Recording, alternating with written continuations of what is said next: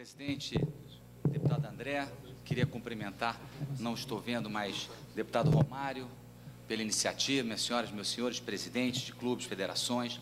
Eu queria, em duas palavras, compartilhar nesse instante de uma preocupação que, evidentemente, não é a descoberta da pólvora, mas é algo que eu tenho focado bastante em intervenções quando das nossas reuniões na Comissão de Turismo e de Esportes. Obviamente, o Brasil está empreendendo todo um esforço para fazer o melhor em termos da Copa do Mundo. Se não me engano, os números estão na ordem de 6 bilhões e alguma coisa, o que significam os aportes diretos, ou melhor, do BNDES para essa iniciativa como um todo, seja no aspecto dos equipamentos esportivos, seja na acessibilidade, nos acessos, nas vias, em mobilidade urbana e por aí vai. Acho até que o dinheiro vai a mais do que isso. Então, todo esse movimento que o país vive em prol da realização de um grande evento, evidentemente é bem-vindo, mas, por outro lado, eu não observo um movimento similar numa oportunidade que certamente não se repetirá tão cedo, para que nós possamos dar uma revirada por completo na equação da gestão desportiva dos clubes brasileiros.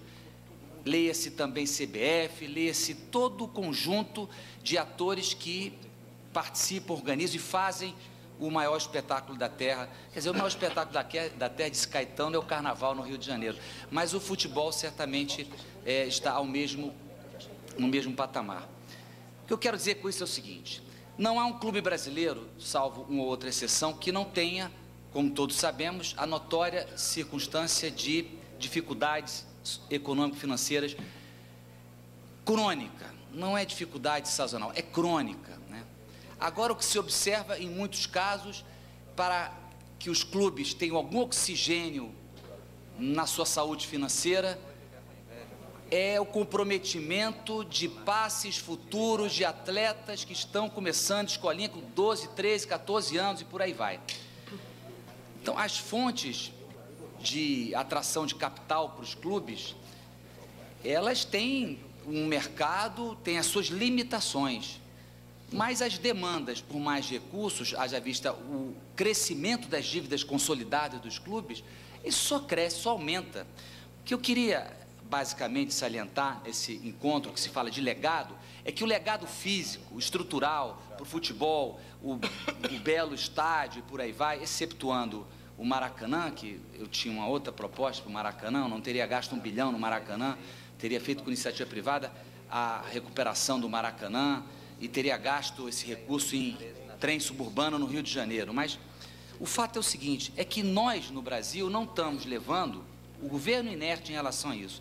E eu acho que os próprios clubes não estão organizados suficientemente, embora haja uma voz ali, outra acolá, para, de maneira sólida, concreta, colocar no papel exatamente o que seria essa mudança radical no modus operandi econômico-financeiro dos clubes, lê-se também CBF. Essa é a grande oportunidade. Se o BNDES está colocando recursos para a infraestrutura, não seria difícil conseguir também uma linha de crédito Y qualquer para não é um refis, é muito mais do que um refis, um reequacionamento desse peso que atola os clubes de todas as dimensões e sobre os quais os presidentes que sucedem ali e acolá ficam completamente prisioneiros. É preciso o país remexer com isso tudo. Talvez fosse o grande legado que pudéssemos receber da Copa do Mundo, era exatamente esse. Olha, nós vamos reorganizar o futebol brasileiro. Linhas de crédito para os clubes, vamos recepcionar essa dívida, vamos, enfim, securitizar de alguma maneira e vamos estabelecer uma governança transparente em que todos tenham compromissos e responsabilidade com os seus atos e, doravante, os clubes teriam muito mais condições de investir, de atrair, de enfrentar até a própria inflação demasiada dos salários, etc., que existem, que talvez tenha provocado isso tudo numa bola de neve e por aí vai, e etc., e as dívidas trabalhistas se acumulam, como que uma hora essa bomba explode por completo, né? Apenas, presidente André, era essa a minha reflexão que eu queria compartilhar com todos.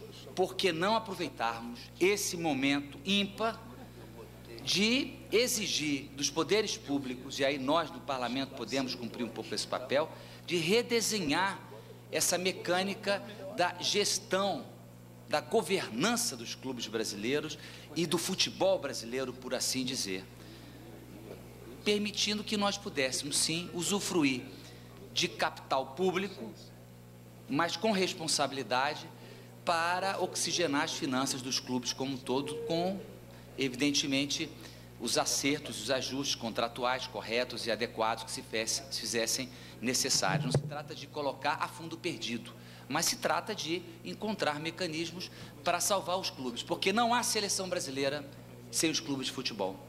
Não há seleção brasileira sem os clubes de futebol. Era isso. E se eu pudesse, como parlamentar federal, preservar todos os campos 11 contra 11 no Brasil, eu teria proposto, mas é uma legislação específica dos municípios. Quando fui vereador, no Rio de Janeiro, nós temos uma lei que protege os campos de 11 contra 11. Quer dizer, pode derrubar arquibancada, pode fazer tudo, mas o campo está ali preservado. E alguns clubes deixaram de virar shopping center, supermercado, Campo Grande, outro dia, vender por conta de dívidas o campo dele, no centro de Campo Grande, no Rio de Janeiro, onde jogou Caio Cambalhota, por exemplo, né? E Roberto Dinamite também jogou no Campo Grande, com todo o respeito que tem aos vascaínos. Mas o fato é que, na hora da execução, em juízo do Campo Grande, lembraram-se que havia uma lei. Então, o valor do campo, que ediliciamente teria um potencial, passou a ser zero. Preservou-se o campo. E o São Cristóvão, onde jogou o Fenômeno, estava a um passo agora de virar um prédio, por conta de uma gestão lá temerária da própria direção, de fazer uma equação Y terrível, etc. E a lei protegeu. Essa lei já existiu no Brasil como um todo, porque nós estamos falando, talvez, de um dos bens mais valorosos para a nossa população, né? Que é o amor ao futebol. Era isso, queria apenas aqui compartilhar dessas reflexões nessa plateia importante. Muito obrigado. Muito obrigado.